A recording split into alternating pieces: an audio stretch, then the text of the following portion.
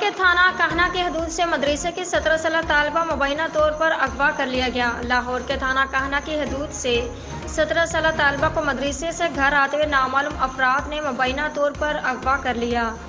طالبہ کے اغوا کا مقدمہ والدہ کی مدیت میں درج کر لیا گیا۔ طالبہ کو گھر واپسی پر پچھلی گلی کے CCTV کیمرے میں بھی دیکھا گیا ہے۔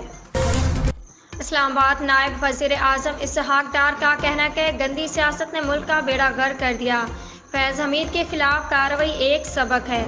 تفصیلات کے مطابق نائب وزیر اعظم اسحاق ڈار نے میڈیا سے گفتگو کرتے کہا کہ 2014 کے دھرنوں سے سیاسی کھیل شروع ہوا۔ گندی سیاست نے ملک کا بیڑا غرق کر دیا۔ وزیر خزانہ کا کہنا تھا کہ فیض حمید کے خلاف کارروائی ایک سبق ہے اور ان کی گرفتاری ایک معجزہ ہے۔ پاکستان مسلم لیگ نون کے قائد اور سابق وزیر اعظم نواز شریف نے پنجاب میں 500 یونٹ تک بجلی استعمال کرنے والے صارفین کے لیے ریلیف کا اعلان کیا ہے۔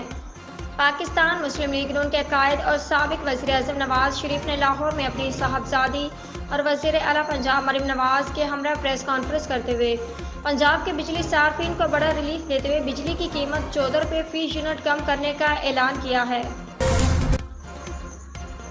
شوبز انڈسٹری کے معروف جوڑی آغا علی اور حنا الطاف کے درمیان طلاق کی تصدیق ہو گئی۔ نجی ٹی وی کے پروگرام کے میزبان مدیحہ نقوی نے اداکارہ شگفتہ اعجاز اور ونیزہ احمد کے سامنے آغا علی اور حنا علی کے درمیان طلاق کی تصدیق کر دی۔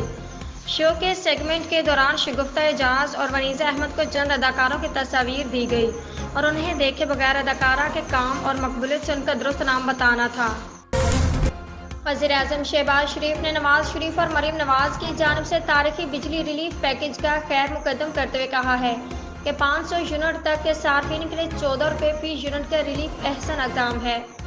اپنے بیان میں وزیر اعظم نے کہا کہ بجلی ریلیف نواز شریف اور وزیر اعلیٰ پنجاب کا عوام دوست اقدام ہے۔ نواز شریف کی ہدایت پر عوامی ریلیف کو حکومت کی اولین ترجیح رکھا۔ وفاقی ترقیاتی بجٹ میں 50 ارب روپے کم کر کے بجلی قیمتوں میں ریلیف دیا، جس سے 200 یونٹ والے صارفین مستفید ہو رہے ہیں۔